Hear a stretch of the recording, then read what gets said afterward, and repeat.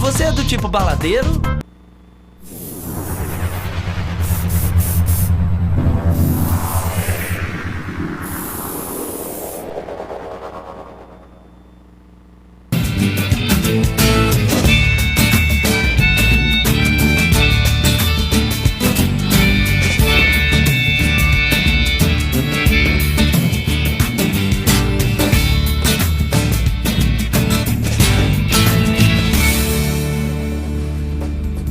Olá, bom dia. Está começando mais um ponto de encontro. E hoje, aqui nos estúdios da TV Câmara de Ribeirão Preto, nós temos a honra de receber o excelentíssimo senhor doutor Ricardo Braga Montserrat. E ele vai falar sobre eleições 2016. Bom dia, doutor. Bom dia e muito obrigado pelo convite. Nós é que agradecemos que a população inteira esteja aí assistindo a TV Câmara de Ribeirão Preto e você fique atento às respostas aí da excelência. Na sua opinião, a redução do prazo de campanha, ela beneficia quem já está no poder, doutor? Eu acredito que não. Ela cria dificuldades para todos, a começar da própria Justiça Eleitoral. O período eleitoral, chamado período eleitoral, foi reduzido em 41 dias. Então, imagine a situação do juiz eleitoral, como é o meu caso, que vai ter de examinar mais de 500 pedidos de registros de candidatura e as respectivas impugnações. O prazo agora foi extremamente reduzido, o número de candidatos será o maior que nós já tivemos, em razão do aumento do número de vagas aqui na Câmara Municipal. Então, a dificuldade é extrema e o juiz não pode exceder os seus prazos, porque há uma data limite para a elaboração da mídia que vai para as urnas eletrônicas de Ribeirão Preto. E isso tudo é feito aqui fora de Ribeirão Preto. Para os candidatos, a mesma coisa. Diminuiu o prazo para quem já está na atividade política para prestar contas à população daquilo que fez e para quem quer ingressar para demonstrar aquilo que é capaz de fazer. O senhor falou de prazo, né? A reforma política está a contento? Ou o senhor acha que ficou algum aspecto de fora? E se sim, qual? Ela criou uma série de dificuldades num primeiro momento pela ampla modificação. Essa reforma política modificou o Código Eleitoral, a lei das eleições, a lei dos partidos políticos, e a dificuldade para os partidos e os candidatos é muito grande. Ficou muita coisa de fora, mas o que eu acho que mais faltou foi se dar à Justiça Eleitoral meios eficazes de fiscalização, inclusive de fiscalização dos gastos das candidaturas. Isso não foi feito, perdeu-se uma grande oportunidade. Quem pode ser voluntário nas eleições, Excelência, e quais são os benefícios? Todo aquele que estiver em dia com a Justiça Eleitoral pode ser voluntário e o seu trabalho é reconhecido. Primeiramente, ele é considerado por lei como serviço público relevante. Em segundo lugar, para cada dia de comparecimento ou a um treinamento ou às eleições de primeiro turno, assim como as de segundo turno, se houver, há o direito de 2 dias de descanso, seja o colaborador ligado ao serviço público, seja ele ligado à atividade privada. E também está aumentando agora o número de concursos públicos que atribuem pontos àquele que participou como voluntário, que serviu de qualquer maneira à Justiça Eleitoral. Então, para você, telespectador da TV Câmara, que está atento agora nas eleições 2016, informações importantíssimas. E você que quer prestar um concurso público, são grandes os benefícios. Vale a pena participar, sim, como voluntário. Como o senhor avalia, Excelência, a Operação Lava Jato? Essa operação é um ponto marcante na história do nosso país. Ela veio estabelecer a arrancada, o início, a largada das atitudes do poder público, especialmente do poder judiciário, do Ministério Público, com o apoio da Polícia Federal, numa verdadeira cruzada contra a corrupção. E ela conseguiu levantar a população do seu estado de letargia, de adormecimento.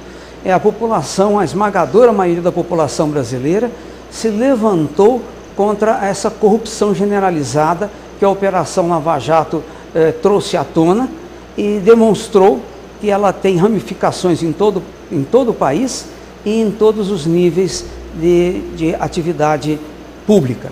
Então, foi realmente marcante e repercutiu também no rigor e na seriedade, na aplicação mais dura da lei eleitoral também por parte dos juízes e tribunais eleitorais. Quando o senhor fala da lei eleitoral, de que maneira a Justiça, Excelência, vai fiscalizar as redes sociais? As redes sociais são um universo que eu quase que poderia dizer que já ultrapassa o universo material. É um mundo sem limites. Então, a Justiça Eleitoral não conta com corpo próprio de pessoas que possam fazer a fiscalização. Até mesmo a fiscalização da propaganda de ruas numa cidade média, ela é virtualmente impossível de ser feita com eficiência pela Justiça Eleitoral. Então, a Justiça Eleitoral, que é uma justiça cidadã, ela só funciona com a colaboração dos cidadãos, ela depende das denúncias que podem ser feitas pelos sites do Tribunal Regional Eleitoral, do Tribunal Superior Eleitoral ou diretamente aos cartórios eleitorais, aos promotores de justiça eleitoral também. Como é que o senhor avalia aí a reforma política que começa a ser aplicada já nessas eleições? Essa reforma, ela vem, na verdade, no que diz respeito às eleições, ela vem trazer já algumas atitudes que têm expectativas moralizadoras. Por exemplo, a proibição da contribuição por parte de pessoas jurídicas, de empresas. Empresas estão proibidas de contratar. Em contrapartida, ela abre margem para várias tentativas de burla, de ações desonestas, como, por exemplo, o chamado aluguel de CPF. Então, políticos de má formação, políticos desonestos, procuram pessoas pedindo que emprestem o número do seu CPF para utilizá-lo fazendo uma doação fictícia a um determinado partido ou candidato.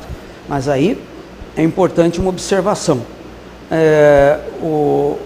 A Receita Federal está em conexão muito próxima, muito intensa com a Justiça Eleitoral.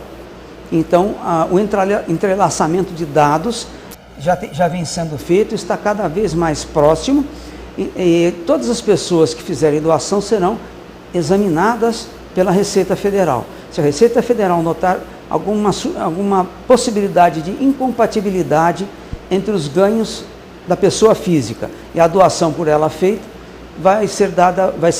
cópias serão encaminhadas ao Ministério Público e haverá representação do Ministério Público e processos com aplicação de penas.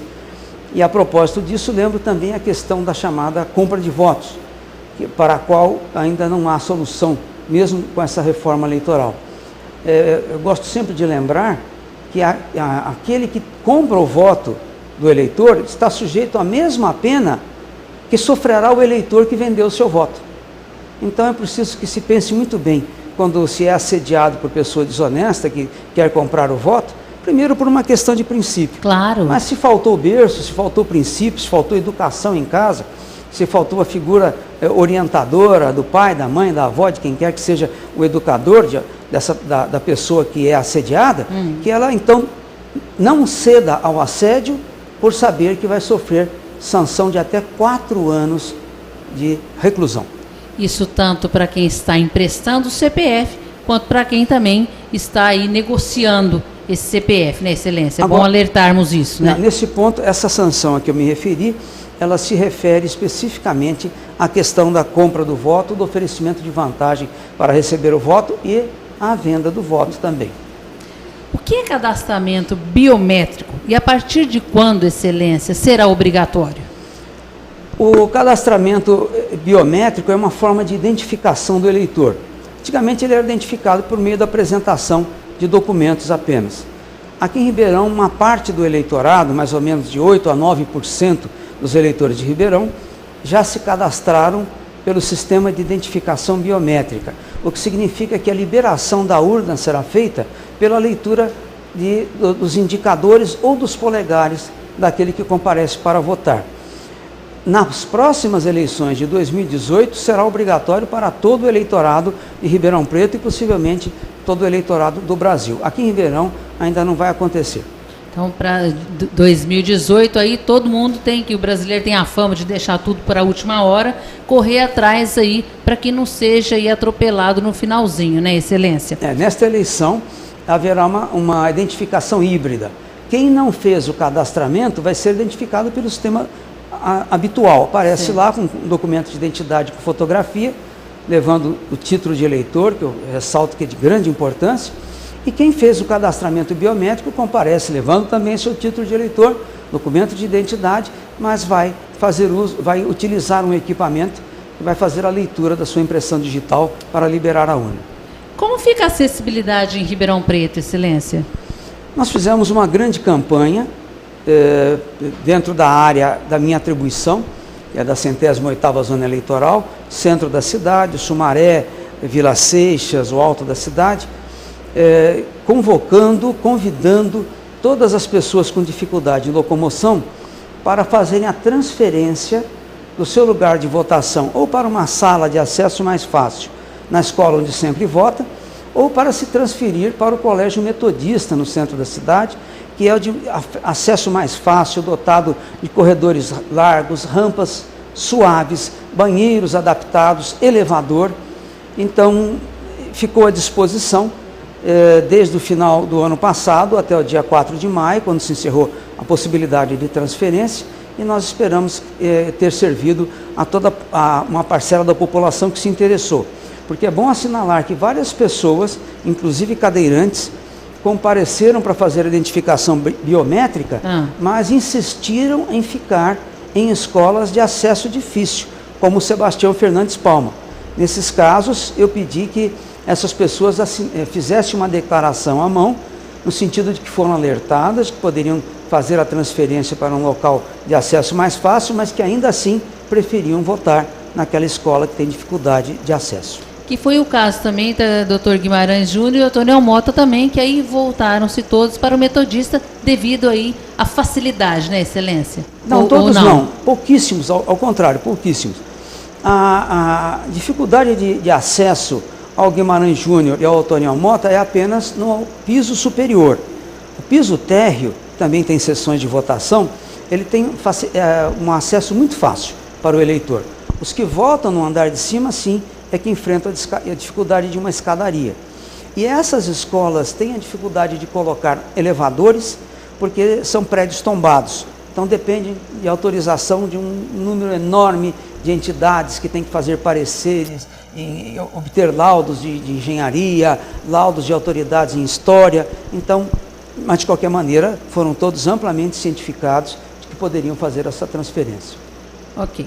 E para encerrarmos aqui, você que está assistindo na TV Câmara Municipal de Ribeirão Preto, nós temos aqui hoje, dando suas informações, eleições 2016, a Excelência, o senhor Dr. Ricardo Braga Montserrat. E se houver, Excelência, a distribuição de santinhos no dia das eleições, o candidato será punido? O candidato será punido e as pessoas que colaborem com o candidato para a distribuição desses santinhos também serão punidas. E eu quero chamar a atenção que há um outro aspecto que não pode ser ignorado. Todos os anos a imprensa mostra em cidades de todo o Brasil, inclusive na nossa região, também em Ribeirão Preto, pessoas que escorregam nesses santinhos, acabam se ferindo, sendo obrigadas a passar por cirurgia.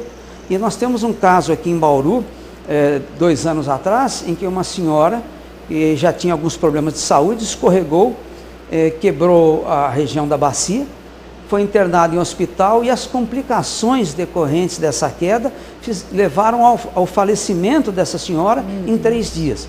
Então, as pessoas que colocaram lá esses santinhos, que contribuíram, então, que foram ação essa que foi determinante para que essa senhora escorregasse, elas foram coautoras e responsáveis pelo falecimento dessa senhora. Que triste. Então, a Justiça está atenta aí também a esse derrame de santinhos aí no dia anterior, que é aquela chamada madrugada, né? Que eles fazem a vigília, né, Excelência? Tornarei a pedir o empenho, como faço sempre que presido eleições em Ribeirão, o empenho da Polícia Militar, da Polícia Civil, da Polícia Federal e da Guarda Municipal, no sentido de que aumente as patrulhas no horário da madrugada e que pessoas encontradas nessa atividade sejam detidas e levadas para a delegacia de polícia para que o juiz eleitoral delibere o que vai acontecer com elas durante o dia da eleição. Agora, de positivo, eu gostaria de anunciar que já fui procurado por presidentes de partido e por vereadores aqui de Ribeirão Preto, e em breve eles estarão me apresentando um documento por meio do qual cada partido se compromete a não repetir esse tipo de atividade nesta eleição. Eu espero que com a ajuda dos partidos políticos, com a ajuda da cidade, não seja necessário o recurso ou a iniciativa bonita até, louvável, claro, como lógico. foi a dos escoteiros na eleição passada, quando uma senhora caiu em frente ao Otoniel Mota, e os escoteiros então foram em busca de vassouras, sacos de lixo e limparam a frente do Otoniel Mota. Tomara que toda a população, aliás, toda a população está autorizada a ter esse ato de cidadania.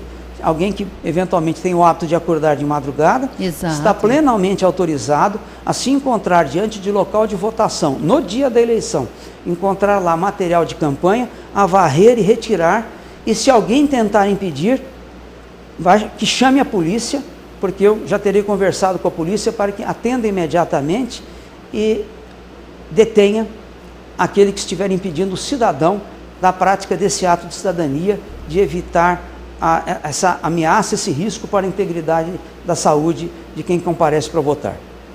Excelência, nós aqui da TV Câmara queremos agradecer imensamente o carinho que vocês tiveram conosco aqui, tantas explicações para a comunidade de Ribeirão Preto, que é isso que a comunidade tem que estar atenta. Esse depoimento que o senhor falou da senhora de fora da cidade de Bauru e também acontece em Ribeirão Preto. Esperamos que esse ano seja aí uma campanha limpa neste sentido e que o senhor fizesse aí, vamos falar, as alegações finais aí, para que a gente mais uma vez agradece a sua presença diante do senhor aqui representando toda a categoria e que a nossa comunidade fique atenta para o recado que a excelência do Dr. Ricardo Braga Montserrat deixa para vocês aqui no finalzinho do nosso ponto de encontro de hoje. E mais uma vez agradecendo, excelência. Eu mais uma vez agradeço pela oportunidade do convite. A Justiça Eleitoral, como eu disse, é uma justiça cidadã. Ela funciona com base na cooperação tanto do cidadão comum quanto de entidades públicas e particulares. Nós não temos voz para falar a toda a população das cidades onde atuamos. Então, nós precisamos da ajuda, da cooperação da mídia local, que é da maior importância para transmitirmos orientação. E aos eleitores, eu desejo que aproveitem o tempo para escolher o melhor candidato, aquele que melhor o represente, aquele que tenha de fato projetos para a mudança da cidade, que tenha planos que sendo implementados, melhorem a vida de todos nós e que não gastem o seu voto anulando, votando em branco ou votando em figuras pitorescas ou figuras que vêm apenas para fazer da eleição uma espécie de circo. Que sintam, que percebam a importância, o valor, o peso do seu voto no processo político. Nós vamos ficando por aqui com mais um ponto de encontro. Já tem música para vocês. Aguarde que tem Victor César ao vivo para vocês.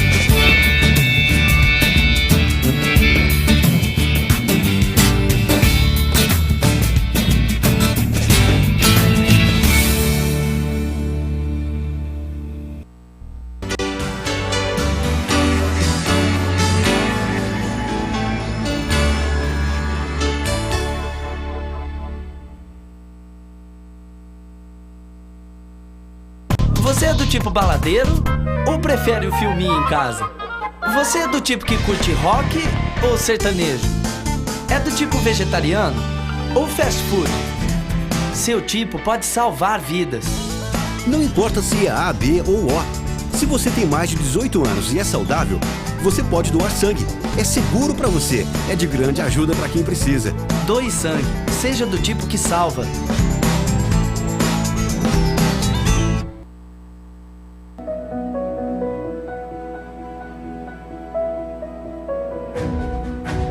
A inovação transforma o mundo. Por isso, a Câmara de Ribeirão Preto está mais moderna, mais conectada e mais transparente.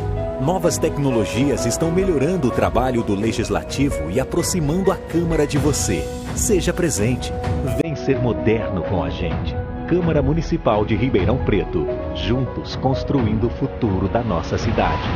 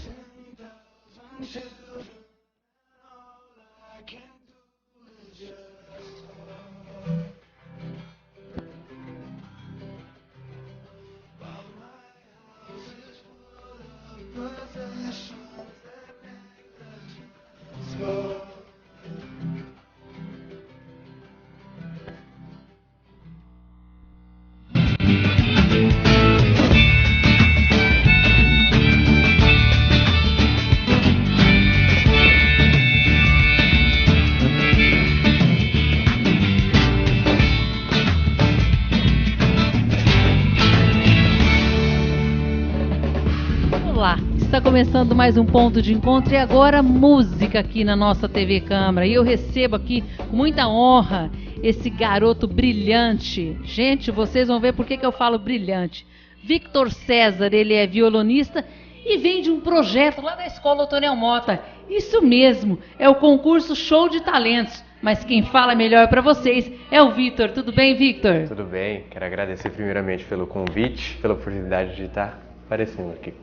Nós é que agradecemos e vamos começar um bate-papo, mas daqui a pouquinho você começa aí com esse trabalho belíssimo e tocando um pouquinho esse violino pra gente. E eu queria que você falasse um pouquinho do concurso Show de Talentos. Como é que iniciou na sua vida lá na Escola Otoniel Mota? Olha, estudando no Otoniel Mota, a gente descobriu que ia ter esse concurso e a gente veio se preparando. Eu participei do concurso com um amigo, ele cantou e eu toquei. E foi um concurso assim maravilhoso para mim, porque me abriu muitas portas. Depois dele aconteceu várias coisas devido a ele. E foi muito gostoso, a gente viu várias coisas, dança, teatro, coisas que a gente não imagina que tem no meio dos jovens. Então foi uma experiência muito gostosa. Eu vou pedir para que você comece a tocar um pouquinho e já a gente vai num bate-papo para que aquele jovem, aquele adolescente que está assistindo ao TV Câmara hoje pare só um minutinho e fique atento ao que você vai fazer agora pra gente. Você vai com My Way, é isso? Isso. Então vamos começar com essa belíssima música para vocês conhecerem um pouquinho mais a história do Victor César aqui na TV Câmara.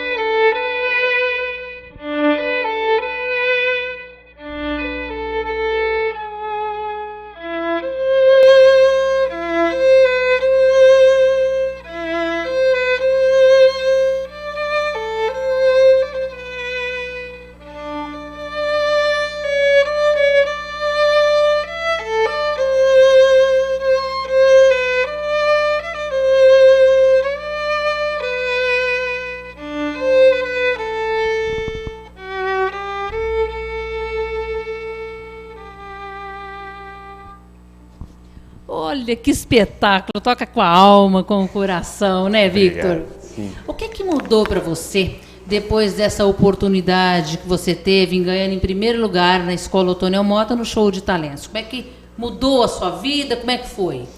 Teve um fato muito interessante que nesse concurso a gente teve como juiz o pianista Gustavo Molinari e devido a ele ter ganho o concurso, eu me tornei conhecido dele, a gente conversou, a gente começou um trabalho juntos e devido a esse concurso, surgiu uma oportunidade de eu viajar. No caso, eu ganhei um outro concurso de uma orquestra, ganhei em primeiro lugar, e esse concurso cedia uma viagem para a Itália. Olha que espetáculo! Então, através da música, daquele seu sonho, você pôde aí realizar um outro sonho. Outro sonho, sim, olha sim. Que espetáculo! Foi, nossa, maravilhoso. E com o Gustavo, ele tinha bastante contatos, a gente conseguiu um patrocinador e eu consegui bancar a viagem, fui sem gastar R$1 do meu bolso, foi tudo com ajuda. Você foi para onde? Que país? Fui para a Itália. Olha que sonho, delícia! Isso, maravilhoso. Então, é o que eu falo para todo mundo, esse concurso, se não fosse por ele, eu não teria realizado um sonho que era conhecer um país maravilhoso como a Itália. Como é que é a família nesse meio tempo aí? Eu sei que para você estar treinando, a gente nos bastidores pôde conversar aqui, são mais ou menos 5 horas, mas você quando estava no Otoniel Mota, no último ano, né, terceiro colegial, você tinha pouco tempo, porque você também, paralelo ao estudar, você também trabalhava, é isso? Conta um pouquinho essa história pra gente, que sirva aí de motivação para a garotada que está assistindo aí, essa garotada jovem aí. Sim, meu terceiro ano no Otoniel Mota foi um ano bem difícil, que a gente está naquela pressão de FUVEST e tudo, e eu ainda trabalhando, então eu já tinha me decidido que eu ia ser um músico, que era essa a profissão que eu queria, e foi muito complicado, que eu chegava às 7 horas da noite em casa, e é um horário onde meu pai já tinha chegado do serviço, minha mãe já né? Todo queria mundo, descansar. né, Victor? Então eu tive que ter muita disciplina. Eu chegava, estudava, arrumava um cantinho quieto, onde não perturbasse ninguém e dedicava ali 1 hora, 1h30, bem concentrado para poder render, porque com esse pouco período a gente não tinha como estudar tudo o que era necessário, né? Então foi um período bem complicado, eu tive que ter uma disciplina bem grande, senão não teria conseguido. E mais a família também, né? Você tinha que estar num lugar isolado, né, quietinho, para não fazer barulho, porque era o horário em que todo mundo queria descansar. Sim, às vezes né? dormia. Eu tenho um irmão pequeno que ele precisava dormir cedo porque acordava de manhã para ir para a escola, então foi um período bem complicado. Valeu a pena? Nossa, valeu muito. Então toca um pouquinho mais para a gente conhecer esse jovem talento aqui hoje na TV Câmara de Ribeirão Preto para vocês. Eu vou tocar para vocês agora uma música que é bem conhecida, é Amazing Grace.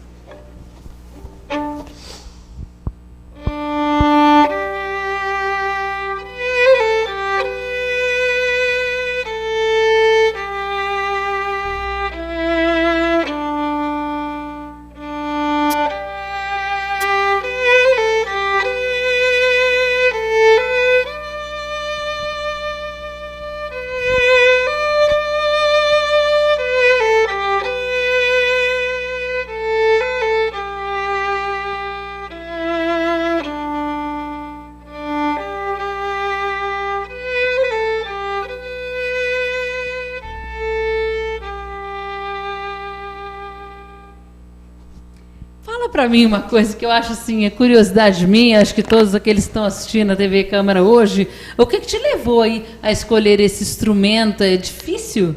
Sim, é um instrumento bem difícil. Desde criança a gente vai numa igreja, que é a Congregação Cristã, e lá a gente tem a influência da orquestra, que tem uma orquestra lá. E além dessa influência, a gente sempre vendo desde criança, violino, tudo, tem um amigo muito próximo, que é o Reginaldo Nascimento, hoje ele é maestro da Orquestra Sinfônica de Ribeirão, e ele toca violino, e ele sempre foi muito próximo, ele ajudou a cuidar da gente, e ele ia de vez em quando com violino. Então não teve como escapar, aí, né? Não teve como escapar. A influência da igreja, ele muito próximo, então foi amor à primeira vista.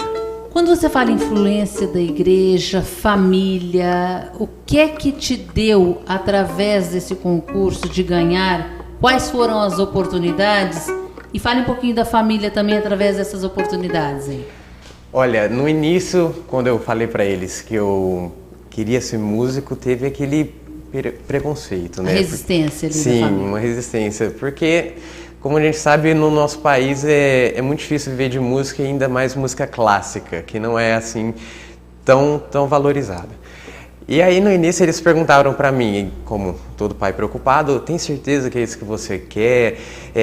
Tem outras coisas que você pode fazer que pode dar mais certo? Mas eu já estava decidido, eu seria muito frustrado se eu não fizesse música.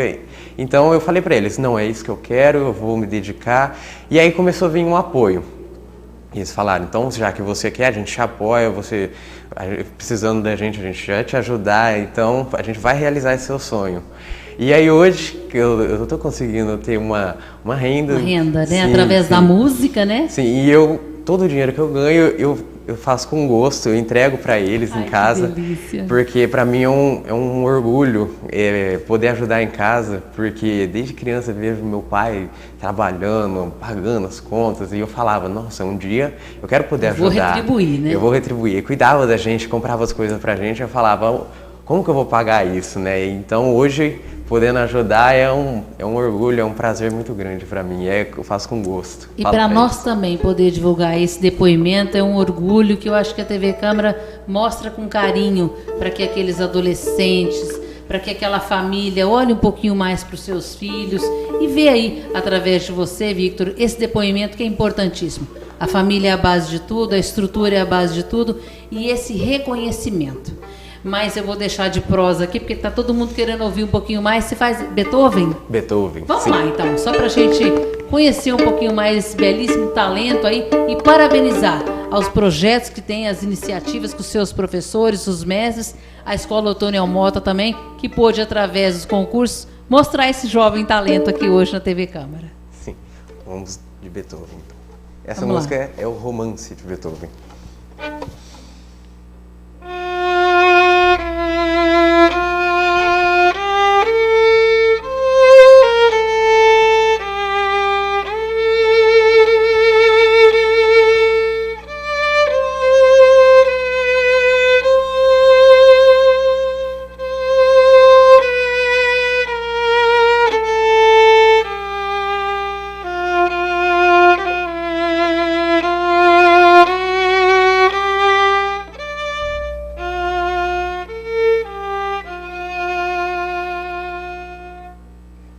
Gente, é muito bom, é muito gostoso. E eu queria que você falasse um pouquinho, Victor, do momento marcante, assim, que este momento, Jane, eu vou levar para o resto da minha vida. Qual foi?